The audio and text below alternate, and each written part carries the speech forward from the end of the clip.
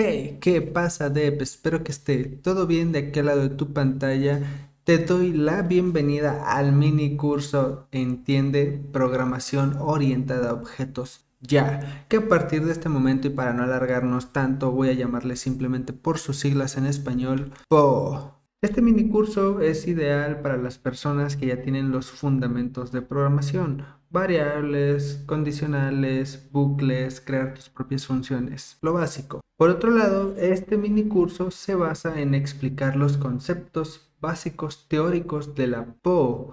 Habrá diagramas y simularemos que desarrollamos un pequeño proyecto, pero sin código. Así que lo altamente recomendable es que aprendes los conceptos aquí y te me pones a practicar con código en cuanto puedas. Aquí en tu canal encontrarás varios mini cursos para aprender PO con PHP, con Python y con JavaScript. Probablemente en este momento que estás viendo este video me haga falta subir alguno, pero en este momento tienes disponible al menos el de PHP. Así que ve a darle con ese hermoso lenguaje. Y bueno, continuamos y me están dando una noticia de último momento.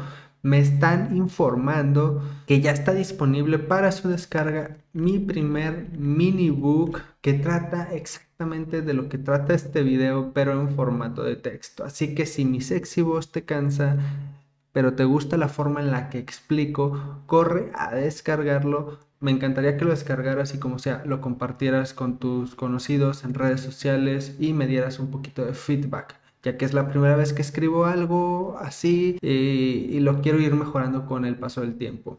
También te puede servir simplemente como una guía para cuando no recuerdes algún concepto. Descárgalo desde mi cuenta de Patreon, es gratis, ahí te dejo el enlace en el primer comentario de este video. Y ahora sí, y sin más, comenzamos con una introducción orientada a objetos. En desarrollo de software existen varias herramientas que nos permiten desarrollar orientado a objetos. Por ejemplo, análisis orientado a objetos, diseño orientado a objetos, programación orientada a objetos. Cada una corresponde a una etapa en el desarrollo de software. El análisis de los requerimientos, luego pasar esos análisis a un diseño o un diagrama para planificar su implementación y luego programar con base a ese diagrama y con base al análisis. Aunque bueno, no es tan así esto de las etapas. La verdad es que una vez que comienzas con el desarrollo, de pronto te das cuenta que algo en el diseño estuvo mal y entonces tienes que cambiar el diseño. Quizá te tengas que regresar hasta el análisis y ya luego continuar con tu programación. Hay un punto en el que todas estas etapas se desorganizan y se entrelazan. A veces vas a estar aquí, a veces vas a estar acá, a veces acá. Pero bueno, ese no es el tema de este video. A nosotros lo que nos concierne ahora mismo es entender qué es PO o qué es orientado a objetos. PO en sí es un paradigma de programación. Hay muchos paradigmas de programación. Entre los más populares, PO y programación funcional. Un paradigma de programación es una forma o reglas para escribir código, hacer software. El centro del paradigma PO son los objetos. Así que antes de definir con certeza qué es PO, definamos qué es un objeto. Empecemos por qué es un objeto físico, o sea, algo que tenemos aquí en el mundo real. Podríamos definirlo sin entrar tanto en filosofía, que es como una cosa tangible que podemos sentir y manipular, ¿ok? De hecho, estamos acostumbrados a interactuar con objetos desde bebés e incluso mientras dormimos. El colchón, la pijama, la almohada que interactúa con tu cabeza y cualquier otro objeto que utilices para tu ritual de sueño. Pues bueno, un objeto en desarrollo de software es un modelo informático o en código que representa a un objeto real o ficticio. Sí, a veces nos tenemos que inventar objetos como una máquina del tiempo, cosas así. Ya está. La gran diferencia radica en que un objeto está modelado en código y el otro es un objeto tangible o inventado. Por lo tanto, ahora ya sabemos que es un objeto, entonces regresemos a qué es PO.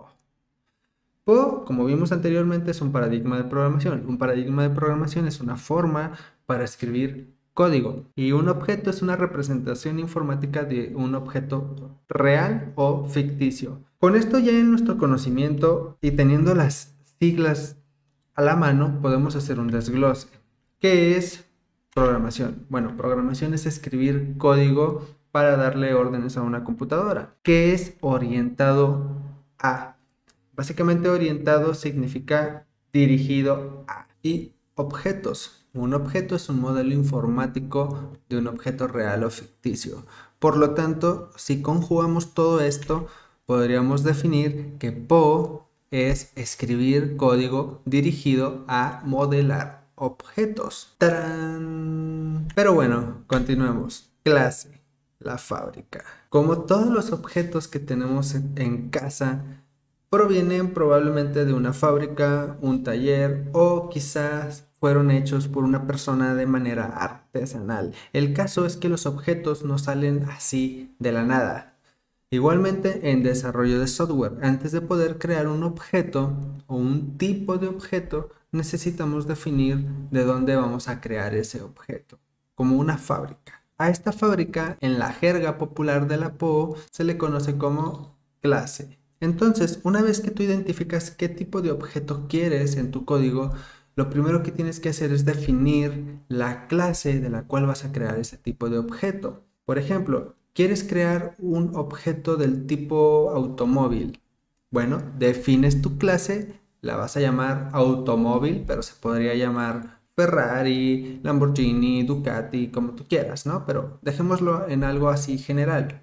Para que una fábrica sirva, debe contener las herramientas necesarias para crear un automóvil. Por ejemplo, el color, el motor, el chasis y cualquier cosa que te interese para armar tu automóvil, cualquier característica que le quieras agregar. A esto en PO se le conoce como propiedades y al final del día un objeto lo normal es que sea un conjunto de propiedades, un conjunto de datos. Ahora, de la fábrica también debe de salir funcionando nuestro objeto. Entonces se le agregan algunas funciones como para que pueda acelerar, frenar, encender, apagar, por poner las más básicas. Sabemos que un coche es algo mucho más complejo, así que lo vamos a dejar algo así de manera muy general. A las funciones que puede realizar nuestro objeto se le conoce como métodos. Y básicamente es el comportamiento que se asocia a nuestros objetos. Sí luce como una función y es una función, pero ya se le conoce en la jerga popular de la PO como método. Lo mismo con las propiedades, no son más que variables en tu código, pero como están dentro de una clase o están asociadas a un tipo de objeto, pues ya se les conoce como propiedades. Hay que aprender a hablar en PO para poder ser un desarrollador PO.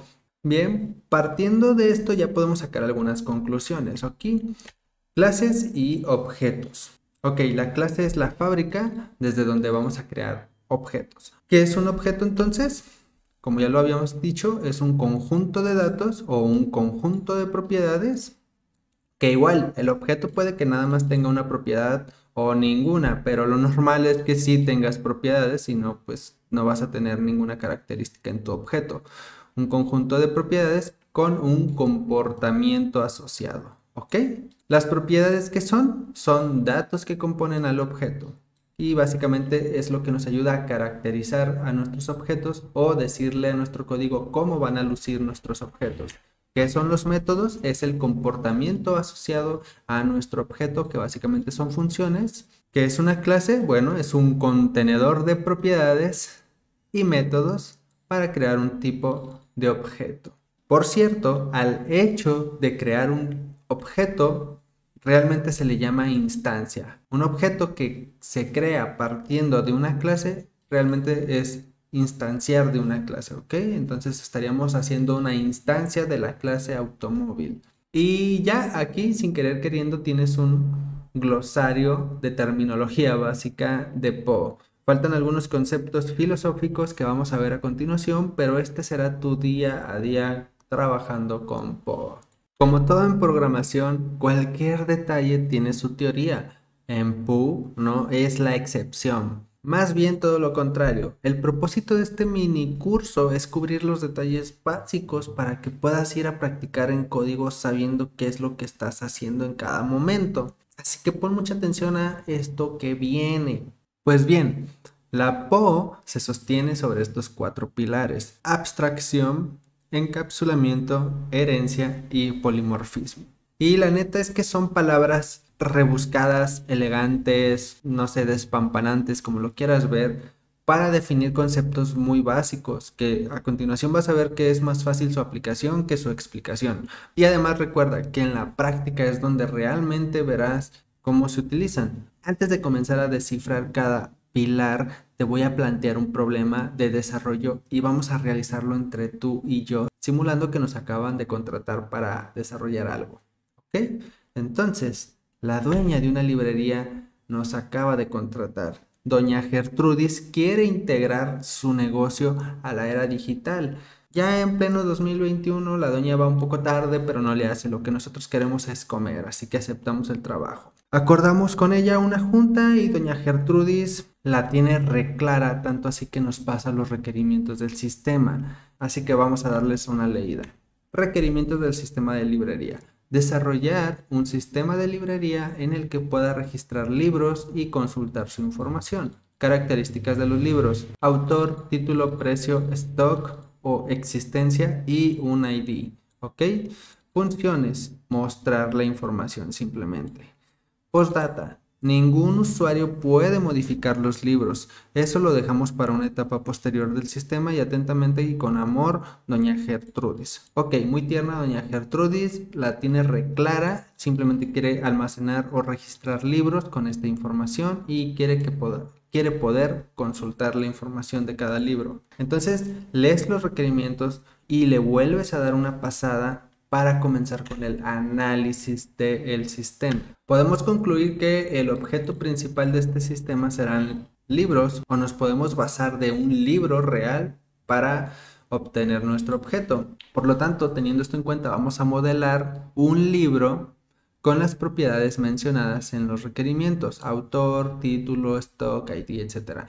No se pueden modificar esas propiedades, ¿ok? No vamos a dar chance de que puedan modificar, eso ya lo vamos a ver más adelante.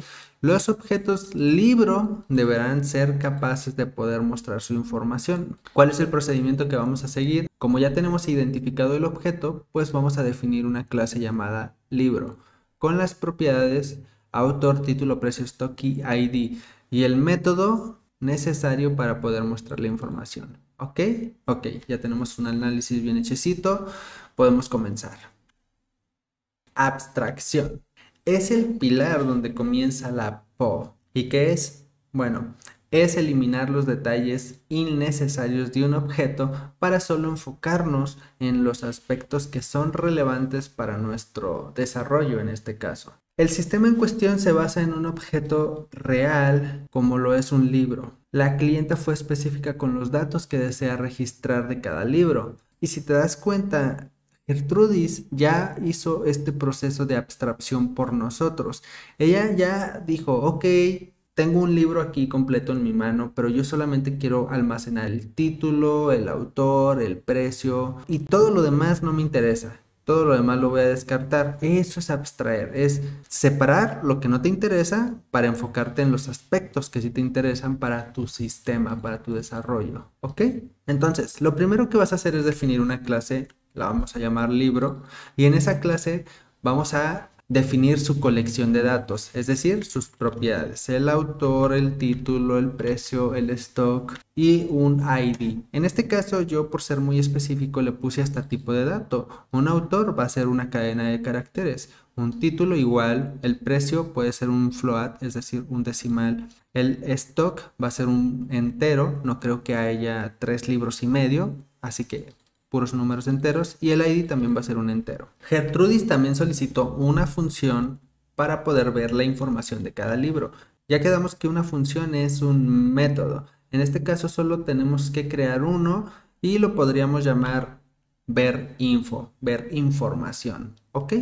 Ya está nuestro libro con el proceso de abstracción listo gracias a la clienta. Podríamos hacer el ejercicio mental de imaginar cuáles fueron los detalles que ignoró doña Gertrudis. Por ejemplo, a doña Gertrudis no le interesó el número de hojas del libro, ni la portada, ni el año de publicación, ni la editorial, y cualquier otra característica de un libro que no haya sido tomado en cuenta por Gertrudis para su sistema. Eso es abstraer. Y bien, ahora tenemos una clase llamada libro con estas propiedades y métodos. A partir de este momento podemos comenzar a instanciar objetos desde la clase libro. Por ejemplo, vamos a instanciar un objeto de nombre libro 1. Estamos avisando que va a ser un nuevo libro, es decir, una nueva instancia de nuestra clase libro, la cual ya tenemos definida acá. Bien, la clase espera recibir valores para cada una de estas propiedades. Así que vamos a pasarle un valor al autor, por ejemplo, George Orwell, título 1984, librazo, dense una oportunidad, precio 249.90, stock, hay 100 existencias y el ID pues podemos poner simplemente 1. Estos datos lo va a recibir la clase como es una fabriquita de libros, pim, pim, pim, pim, pim, va a crear nuestro libro. ¡Tarán! Libro 1, ¿no? Ya tenemos un objeto que su autor es George Orwell, su título es 1984, precio 249.90, stock hay 100 y un ID. Y puede ejecutar este método para mostrar toda esta información que está contenida en las propiedades. Y como podrías apreciar, podríamos crear un libro 2, una nueva instancia, le pasamos otros valores, pum, pum, pum, pum, pum, y ya tendríamos otro libro utilizando las mismas propiedades, pero con diferentes valores. Por ejemplo, diferente autor, diferente título, etcétera. Y hasta aquí ya tenemos un proceso de abstracción e incluso ya definimos nuestra primer clase e instanciamos un objeto. Simplemente hermoso. ¡Mua! Pasemos al encapsulamiento, el pilar del ocultamiento. ¿Qué es? Es ocultar los detalles que no son relevantes para el exterior y consiste en agrupar propiedades y métodos de tal manera que el acceso a ellos esté restringido desde fuera del paquete, es decir, desde fuera de la clase. Ok, ya tenemos los detalles que nos interesan para nuestro sistema, pero normalmente tendremos propiedades y métodos que solo sirven para procesos internos de nuestros objetos, por lo que no es necesario que el resto del programa, es decir, lo que está por fuera de la clase, tenga acceso a estas propiedades y o métodos. Para esto, los lenguajes de programación suelen ofrecernos lo que se conoce como modificadores de acceso, que son palabras reservadas las cuales nos sirven para restringir o dar acceso a propiedades y métodos. Los dos modificadores de acceso más populares en Poe son public, significa que se puede acceder a una propiedad o a un método desde cualquier parte del código, y private significa que solo es accesible desde dentro de la clase que lo define, es decir, solamente podríamos acceder al título, si lo definimos como privado, solo podríamos acceder desde dentro de la propia clase. Gertrudis especificó que no desea que nadie pueda modificar la data de sus libros, y es normal. Como no hay un sistema de usuarios, login, registro y permisos, el dejar abierto al público que se pueda modificar propiedades podría ocasionar que cualquier usuario cambiara el precio de un libro a cero y ese libro se vendería por cero. También, si modifican el autor, el título, el stock, el ID, se podría crear un caos en el sistema de que Gertrudis no va a saber ni de qué pedo con su librería, ¿ok? Entonces, todos estos son datos sensibles realmente, así que no es bueno que el exterior tenga acceso a estos datos. Así que vamos a definirlas como privadas y simplemente vamos a utilizar la palabra reservada, private, y ¡tarán! Ya con esto ninguna propiedad es pública, pero el método sí lo vamos a dejar como público, ya que el método solo se limita a imprimir esta información, ¿no? Va a imprimir de manera bonita el autor, el título, el precio, el stock y el ID. No da oportunidad de modificar, así que si queremos que el exterior pueda ver esta info, lo podemos hacer mediante este método, que está definido dentro de la clase y por ende desde dentro puede acceder a estas propiedades. De hecho, realicemos un pequeño pseudocódigo para imaginar cómo sería intentar modificar una propiedad privada y cómo sería intentar ejecutar algo que es público. Creamos una instancia de nuestro objeto libro, igual la vamos a llamar libro 1 Esta instancia recibe estos valores. Autor George Orwell, bla, bla, bla. Son los mismos que teníamos anteriormente, pero ya como en código. Y cuando intentemos modificar desde nuestro objeto el precio, es decir, asignarle otro valor diferente al que le asignamos acá en la instancia, pues le va a decir, error, no tienes acceso, paps, no quieras hacer tranzas porque el precio está definido como privado. En cambio, si intenta ejecutar el método verinfo, podríamos simular qué es lo que nos regresa este método y como te dije, simplemente sería un print o imprimir cada una de las propiedades de este objeto de una manera más elegante, ¿no? El autor, el título, el precio, el ID, El método es público y tiene acceso a estas propiedades que son privadas porque el método está ejecutándose desde dentro de la clase y por lo tanto tiene acceso a estas propiedades. Y tarán, para eso nos sirve el encapsulamiento. Nos permite tener un sistema más seguro y menos agobiante para el usuario, el cual seguramente no está interesado en cómo funcionan internamente las cosas, solo debería de tener acceso a las funciones que le permiten usar el objeto adecuadamente. Es como una persona que sabe manejar pero que no sabe cómo funciona el motor y mucho menos sabe meterle mano. Por eso es que los motores están encapsulados dentro del carro y protegidos para que las personas comunes y corrientes no anden haciendo ahí cosas raras. Vamos con el siguiente pilar. La herencia. El pilar de la reutilización de código. Es el mecanismo por el cual la PO nos permite reutilizar código sin necesidad de hacer copy-paste, relacionando cada clase de tal forma que una clase hereda propiedades y métodos de otra clase. Así de simple como suena, una clase hereda, o más bien, cuando hablamos de heredar, hablamos de extender su funcionalidad desde otra clase. La clase que extiende desde otra clase se le conoce como subclase o clase hija y la clase que proporciona su código es conocida como superclase o clase padre. Además de poder reutilizar código, nos permite poder crear objetos más especializados. Y hablando de eso, me está llamando doña Gertrudis. Espérame un momentito. Ujú. Sí. Ajá. Ok. Vale, ya recibí los nuevos requerimientos. Muchas gracias, doña Gertrudis. Los revisamos y nos ponemos a trabajar inmediatamente. Besitos, besitos, chau, chau. Oye, pues nos dice doña Gertrudis que su negocio está creciendo y ahora se va a dedicar también a vender productos para los imbañables, es decir, cómics. Gertrudis no deja nada al azar y ya me mandó los requerimientos, así que vamos a ver su nueva hoja de requerimientos. Requerimientos del sistema de librería. Integrar al sistema la posibilidad de poder registrar cómics, los cuales, al igual que los libros, se pueden consultar pero no modificar. Ok. Características de los cómics, las mismas que las de los libros, más información sobre los ilustradores y el volumen. Las funciones es la misma, mostrar información. Atentamente y con amor, doña Gertrudis. Muy bien. Después de leer y analizar los nuevos requerimientos, nos hemos percatado que las propiedades entre libros y cómics son casi las mismas, salvo que los cómics cuentan con dos propiedades más, ilustradores y volumen. Además, está también la misma funcionalidad, ver info. Podrías pensar que la solución es tan fácil como definir una nueva clase llamada comic y copiar todo esto, pegarlo en esa nueva clase comic y solamente agregar las dos nuevas propiedades. Y efectivamente tu sistema va a funcionar, tu idea va a funcionar.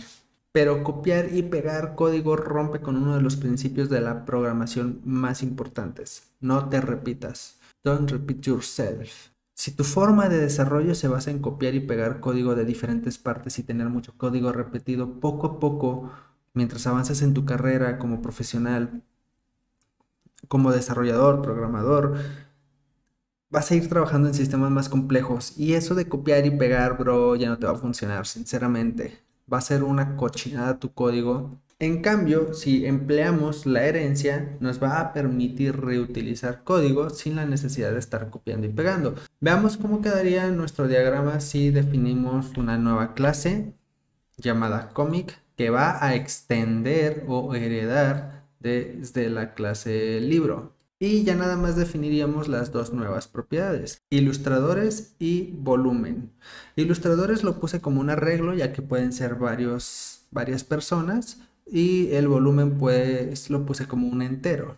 Si solo tiene un volumen pues le ponemos 1, y si tiene más pues le ponemos 3, 4, 5. Podemos observar en el diagrama que la clase cómic queda más vacía que la de la clase libro, y en código pasará igual porque automáticamente esta clase tiene acceso o está empleando estos métodos y propiedades, así que no necesitamos tener todo esto acá, y esto va haciendo que nuestro código sea más fácil de leer, de mantener, de escalar, etcétera. Ahora igual ya podríamos instanciar un nuevo cómic, lo voy a llamar cómic 1, le voy a pasar estos datos: autor Alan Moore, título Batman The Killing Joke, ilustradores es Brian B, Robert no sé qué. Aquí ya le estoy pasando varios separados por comas como un arreglo.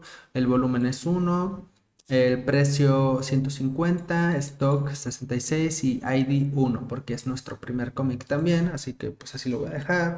Estos datos los recibe la clase construye nuestro objeto y ¡tarán! Tenemos un nuevo cómic. Como dato curioso, hay lenguajes de programación como Java y Python que aceptan herencia múltiple, y otros como PHP que solo permiten que una clase pueda heredar únicamente de otra clase. El concepto en sí funciona igual. Si heredas de múltiples clases, pues vas a tener las propiedades y métodos de esas múltiples clases de las que heredaste. En conclusión, la herencia nos permite ahorrar en código y crear objetos más especializados, como este que es un cómic. Así que pasemos al último pilar, el polimorfismo. Polimorfismo es un apodo despampanante dado a un concepto muy simple, probablemente el más simple de los 4 pilares, aunque también describirlo, como vas a ver a continuación, puede ser un poquito traicionero si no vemos un ejemplo claro de cómo se aplica. Veamos esta descripción o definición. Se refiere a la capacidad de que un mismo método obtenga diferentes resultados dependiendo de la subclase en la que se ejecute. Y sí, es un poco confuso porque ¿cómo logramos que un mismo método obtenga diferentes resultados dependiendo de la subclase? Bla, bla. La respuesta fácil es sobreescribiendo el método en la subclase y ajustando un poquito el código. Vamos a ver un ejemplo. En nuestro desarrollo tenemos un pequeño problema, y es que el método verInfo está hecho para mostrar información o toda la información que tiene que ver con un libro, y no está tomando en cuenta las dos nuevas propiedades, ilustradores y volumen, que agregamos en la clase cómic. Y como nuestra clase cómic está heredando del libro, pues cuando ejecutemos el método verInfo no nos va a mostrar esta información. Así que imaginando que ya tenemos la misma instancia de nuestro cómic que creamos acá, con estos datos, pues ejecutamos el método verInfo y nos va a mostrar el autor, el título, el precio, el stock y el ID, pero no nos va a mostrar los ilustradores porque estamos ejecutando el método verInfo que proviene desde la clase libro y no está tomando en cuenta ilustradores y volumen. Así que aquí lo que tenemos que aplicar es el concepto de polimorfismo, que básicamente es sobreescribir el método ahora en la clase o en la subclase que nos interesa que obtenga un resultado diferente. Adaptaríamos el código un poquito, agregamos los nuevos prints para que imprima esta información, y si simulamos ahora esto, sería algo como esto. ¡Tarán! Ya nos muestra los ilustradores y ya nos muestra el volumen. Bueno, aquí me hizo falta un ilustrador, pero X, ya se entiende la idea. Así que el polimorfismo no es más que sobreescribir o hacer overriding a un método que proviene de la superclase y adaptarlo para obtener el resultado deseado. Y tarán, colorín colorado, este desarrollo se ha acabado por el momento. Doña Gertrudis ya puede crear tantos libros y tantos cómics como requiera, y nosotros quedamos al pendiente de recibir los nuevos requerimientos. Pero bueno, por este momento este mini curso ya se ha terminado. Muchas gracias por ver hasta aquí. Espero que te haya gustado y más que nada que te haya servido. Y si fue así, no te vayas sin dejar tu like y un buen comentario. Tu apoyo es bien importante para que el canal siga creciendo y sigamos haciendo contenido. Descárgate el minibook y espárcelo por el mundo, te lo agradeceré un montón y seguro me voy a motivar a hacer más contenido en este formato. Si gustas apoyar de otra forma, puedes convertirte en Patreon por la módica cantidad de $1. De antemano, muchas gracias. No olviden seguirme en todas mis redes sociales. Es la forma más fácil de estar en contacto con el contenido que estamos haciendo. Te deseo alegría y satisfacción en tu carrera como desarrollador. Adiós.